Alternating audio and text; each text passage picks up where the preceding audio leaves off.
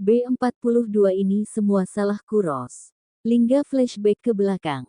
Ia mengingat pertemuannya dengan Maya, ia mengingat perjalanannya cintanya bersama Maya. Tidak memungkiri, tidak juga menutup mata bahwa ia dan Maya sudah melakukan kesalahan dengan melewati batasan yang ada. Keduanya larut akan nafsu dan hasrat yang besar dengan mengatasnamakan cinta dan saling membutuhkan.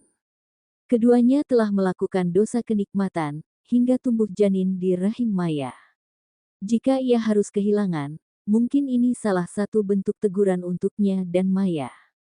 Ia harus berbesar hati, ia harus ikhlas walau tidak mudah dan terasa berat. Waktu yang akan menyembuhkan luka keduanya.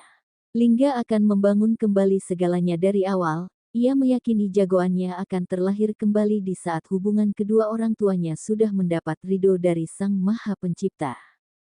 Dengan pelan dan suara bergetar menahan tangis yang seakan mau pecah, Lingga mengucap, Innalillahi wa inna ilaihi rojiun. Yang ia tujukan untuk calon sang buah hati, ini yang terbaik, Tuhan teramat sayang kepada putranya. Yang selalu ia sebut jagoan. Tuhan tidak ingin memberikan status kepada sang putra sebagai anak yang tumbuh di luar pernikahan. Menarik nafas panjang, dengan penuh keikhlasan, kesabaran, ketenangan, Lingga menandatangi sebuah surat. Ketika Dokter Arum menyatakan janin dalam rahim Maya tidak dapat diselamatkan. Para tim dokter lebih memprioritaskan keselamatan sang ibunya dan akan segera melakukan pembedahan dan pembersihan janin dalam rahim Maya. Pria tampan yang sedang dirundung kesedihan itu berusaha tegar demi Mayanya. Bunda Rosa dan Jokro juga berusaha kuat, dan harus bisa mengikhlaskan calon cucu penerus keluarga Sutan Cejakala, ayah dari Sutan Jokro, di mana sang ayah dan sang ibu sudah berpulang 2 tahun yang lalu. Malam itu juga Dr. Hensel dan para timnya, dengan didampingi Dr. Arum sebagai dokter kandungan dan satu bidan bergerak cepat mempersiapkan segala sesuatunya. Meja operasi sudah siap menunggu kepindahan Maya dari ruang IGD. Lingga menyempatkan menciumi seluruh wajah Maya dan perutnya dengan penuh kasih sayang. Aku sangat mencintai kalian. Tuhan telah menyiapkan tempat yang terindah untukmu, nak. Lingga mengucapkan kata terakhir untuk sang buah hati. Sebelum berangkar itu kembali didorong masuk ke ruang operasi. Jokro menyewai lantai yang berada di lantai 5 di mana kamar untuk perawatan Maya yang sudah disiapkan. Sederet kamar VIP sebagai ruang perawatan dan kamar untuk keluarganya beristirahat selama Maya dalam perawatan. Malam ini Bunda Rosa dan Jokro memutuskan untuk tidak pulang. Mereka akan menginap di rumah sakit mendampingi Lingga, menunggu jalannya operasi yang sedang berjalan. Jokro melarang siapapun yang tidak berkepentingan dan yang tidak dikenal sebagai keluarga dan orang-orang terdekat untuk memasuki lantai 7. Termasuk wartawan. Lexus sudah menyiapkan 4 anak buahnya sebagai keamanan. Begitupun Lexus dan Dina, mereka akan berada di rumah sakit. Lexus bekerja melalui hubungan telepon dengan para anak buahnya, yang sedang bergerak malam ini. Sedangkan Makom, malam ini ia harus pulang ke apartemen untuk membersihkan pecahan keramik yang berserakan di lantai, ia juga harus mengepel sisa-sisa darah Maya yang bercecer di lantai. Lendra yang baru tiba, langsung menuju ruang operasi di mana Lingga dan yang lainnya berkumpul. Kakaknya itu tengah duduk terdiam sambil menopang kepalanya yang tertunduk dengan menutup wajahnya dengan kedua telapak tangan. Pria itu menunggu jalannya operasi, di depan ruangan dengan bangku besi. Bang!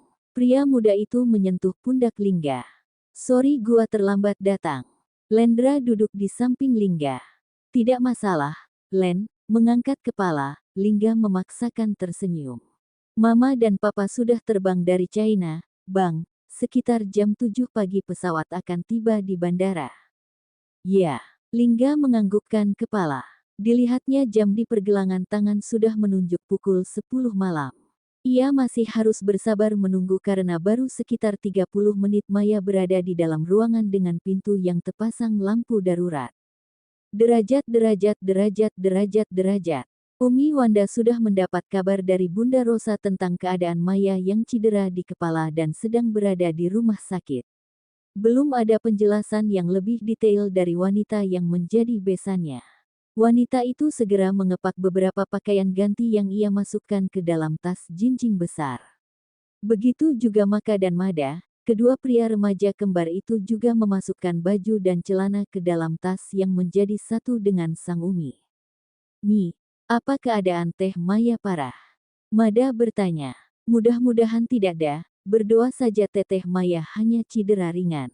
Umi Wanda mencoba menguatkan hatinya dan berpikir positif. Walau sebenarnya, sebagai seorang ibu, ia dapat merasakan bahwa Maya sedang tidak dalam kondisi baik. "Apa Abang Lingga mengirim supirnya untuk menjemput kita, Mi?" Maka bertanya sambil memasukkan handuk dan peralatan mandi. "Umi tidak tahu, Kak, hanya saja Bunda Rosa tadi memberi kabar, kita harus bersiap-siap, akan ada yang menjemput. Kita akan langsung berangkat ke Jakarta malam ini juga sesampainya mobil tiba. Kenapa Abang tidak bisa menjaga Teh Maya, Mi?" Mada kembali bertanya. "Bukankah Abang sudah berjanji kepada Umi, akan selalu melindungi dan menjaga Teh Maya?" Remaja itu belum bisa merelakan, Mada bersedih dan belum bisa menerima. Mada dan Maka sangat menyayangi sang kakak perempuannya. "Jangan bicara seperti itu dah, tidak baik, Abang pasti lebih terpukul dan bersedih dari kita. Abang tidak akan pernah menginginkan kejadian buruk menimpa teteh kalian, kalian juga pasti tahu bagaimana sayangnya Abang Lingga sama Teh Maya. Jodoh, rejeki, maut, sudah menjadi ketetapan Allah SWT yang telah menggariskan dan menentukan. Kita sebagai umatnya, hanya menjalani kehidupan ini dengan penuh keimanan. Sebagai manusia, kita diwajibkan agar selalu mengingat Tuhan, di antaranya dengan memohon pengampunan, memohon perlindungan. Di balik musibah yang menimpa teteh kalian pasti akan ada hikmahnya. Jangan menyalahkan siapa-siapa. Tapi kenapa mantan istrinya Abang tega berbuat seperti itu sama Teh Maya, Umi? Sedangkan Teh Maya tidak pernah berbuat jahat kepada siapapun. Itulah salah satu contoh jika kita tidak bisa mengendalikan diri di saat amarah menguasai pikiran kita. Akibatnya, bukan hanya melukai diri sendiri tapi akan melukai orang lain. Serahkan kepada Allah SWT. Biarkan dia mendapatkan hukuman dengan cara dan jalan yang sudah menjadi takdirnya. Jadikan kejadian yang menimpa teteh kalian sebagai pembelajaran. Jangan mengotori hati dan pikiran kalian dengan ucapan dan tindakan yang akan merugikan diri sendiri dan orang lain. Kalian laki-laki, calon kepala keluarga. Kalian harus kuat, harus bertanggung jawab, mampu berpikir luas, mampu melindungi, mampu menjadi tempat dan sandaran istri-istri kalian nanti. Itu yang Abang Lingga tengah jalani, abang kalian sudah berusaha sebaik mungkin menjaga Teh Maya. Sudah menjadi suami yang baik, abanglah yang menjadi tempat dan sandaran teteh kalian. Kalian bisa melihat dari sorot mata Teh Maya, teteh kalian sangat mencintai abang kalian. Umi Wanda berusaha memberi pengertian kepada kedua putranya yang tengah merasakan kecewa karena sang kakak yang cedera. Umi Wanda tidak ingin Maka dan Mada yang masih labil menyalahkan Lingga atas apa yang telah terjadi terhadap Maya. Tugas kita saat ini hanya berdoa memohon kepada Allah SWT, semoga Teh Maya bisa pulih dan kembali sehat. Amin, Mada dan Maka berucap.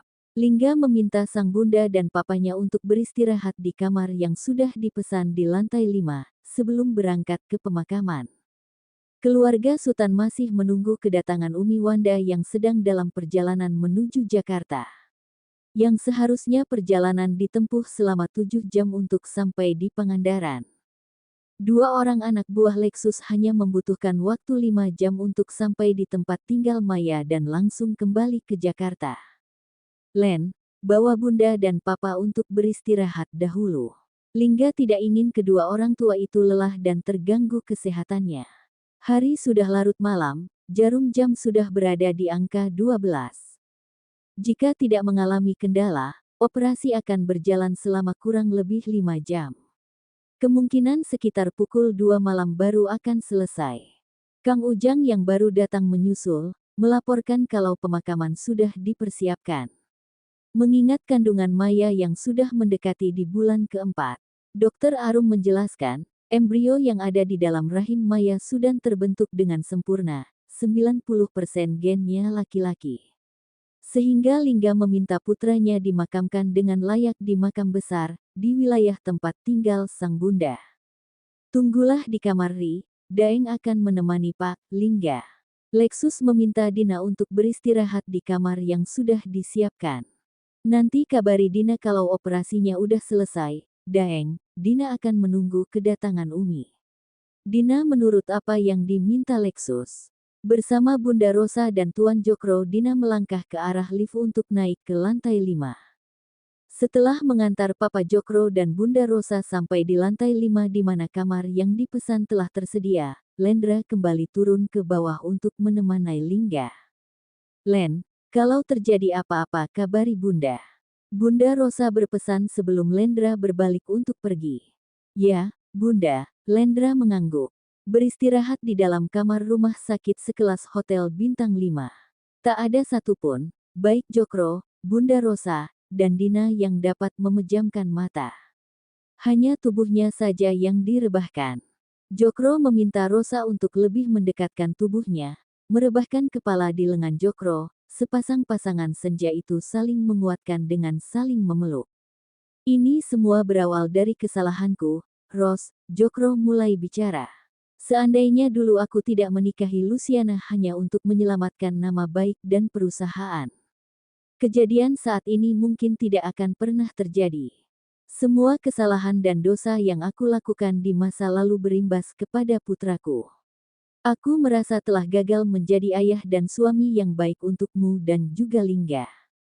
Maafkan aku Ros, aku sudah menyakiti dan mengecewakanmu dan Lingga. Pria yang tidak lama lagi akan mencapai kepala 6 itu bicara sambil menatap langit-langit kamar, dengan Bunda Rosa yang berbaring memeluknya dari samping. Yang lalu biarlah berlalu, Pa, tidak guna untuk disesali, malah akan menyakiti hati. Kita tidak bisa merubah keadaan, tidak juga mampu menarik mundur sang waktu.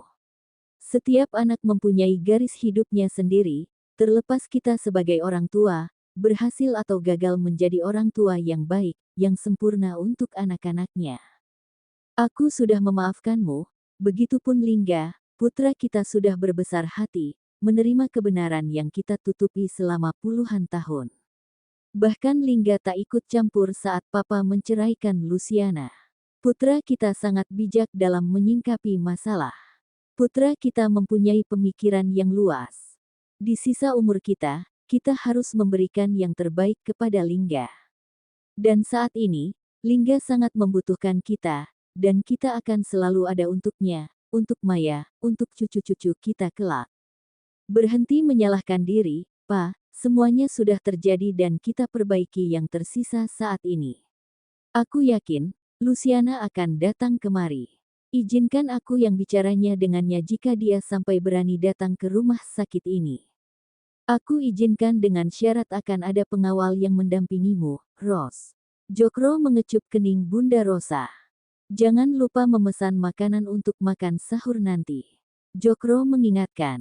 Sudah, Pa, Bunda sudah memesan dari restoran 24 jam tidak jauh dari rumah sakit, jam 3 nanti akan diantar.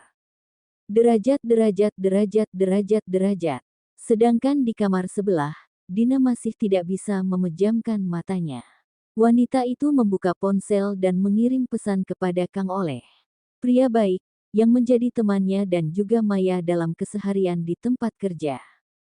Dina mengabari kondisi Maya dan bayinya yang akan dimakamkan nanti pagi sekitar jam 7 di pemakaman besar di Jalan Merdeka.